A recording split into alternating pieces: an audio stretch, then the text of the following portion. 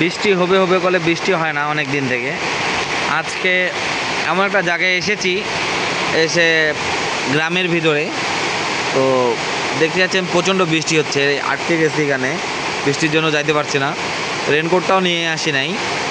তো আমার বাইকটা এখানে, আমার শখের বাইকটি, বর্ষা মৌসুম সব সময় বাইকটা নিয়ে আমি ছুটে চলি। বৃষ্টি নাই, শীত নাই, সব সময় একদিনও বাদ নাই যে আমার প্রিয় বাইকটি নিয়ে আমি ছুটে চলি না।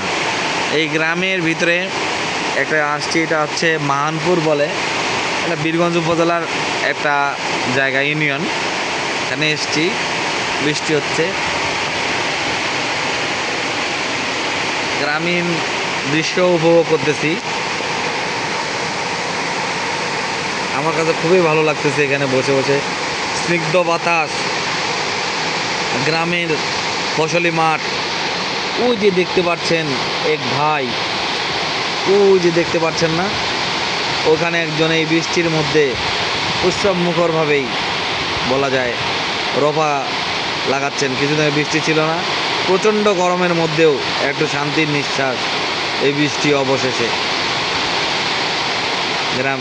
গ্রামের মধ্যে একটু শান্তি, অসাধারণ মুহূর্ত আপনাদের সাথে শেয়ার করলাম। ভালো লাগলে অবশ্যই ভিডিওটা লাইক কমেন্ট শেয়ার করবেন। আসসালামু আলাইকুম।